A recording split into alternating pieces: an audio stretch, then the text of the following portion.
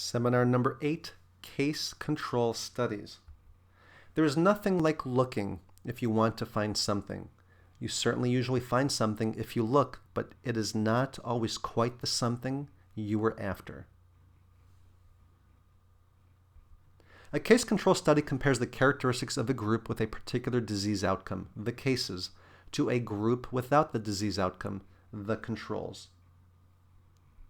The elements that make up a case control study are these. It is entirely retrospective. The investigator works backward. The investigator will start with the outcome, look backward to identify associations or predictors. So enrollment is based on the dependent variable. It is important to understand the difference between dependent and independent variables.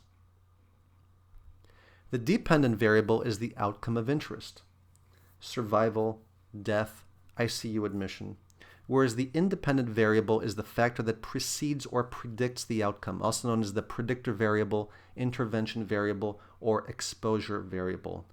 Different books use different terminology. The independent variable could be gender, age, baseline blood pressure, use of caffeine, and how much caffeine. A good case control study will ensure that patients in both groups are fairly equally matched. The easiest way to do this is to match gender and age. In some more sophisticated studies, other variables will also be matched, such as medical history or weight or other social risks.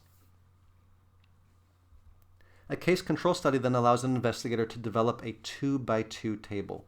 Cases and controls are divided, then counts of the number exposed in each group are included in the appropriate cells of the table. The exposure is the risk factor or variable under question. From there, one can calculate an odds ratio. This is basically the odds of being a case in the exposed group versus the odds of being a case in the unexposed group. The fraction of A over C divided by the fraction of B over D. Case with exposure divided by control with exposure, that is entirely over case without the exposure over control without the exposure. Or more simply, the cross product A times D divided by B times C. The larger the odds, then the likelihood the exposure is associated with the case outcome is greater. Sometimes we need to call this an estimated odds ratio. When an outcome is rare, which is often the case with case control studies, the odds ratio is an estimate of the relative risk and is interpreted in the same way. Odds of 1, the odds of outcome is the same in both groups. Odds greater than 1, odds of outcome is greater in the exposed group. A terrific example of a case control study that had a clinical impact throughout the world is the O'Brien paper published in JAMA in 1998.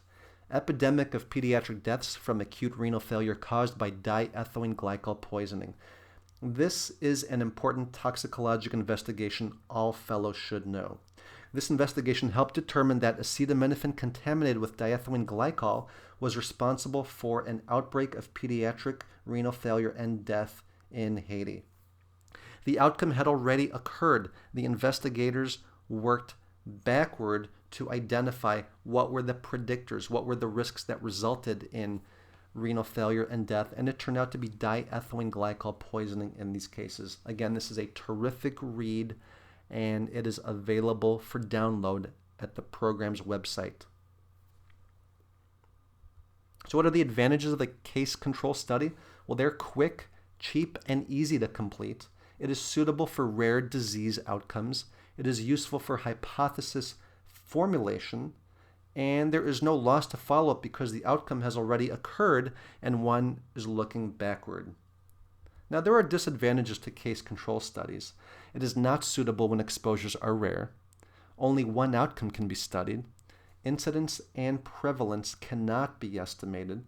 And the major bias is subject selection. Subject selection is the most problematic bias in these studies because the outcome has already happened, and so the cases chosen to be included for analysis and those selected to serve as controls can significantly alter the findings and study conclusions. Before a hypothesis testing study can be carried out, a well-done case control will help you formulate the hypothesis to be studied. In the next seminar, we'll talk about how to make a retrospective study strong, robust, and high enough quality to be considered almost on par with a prospective study.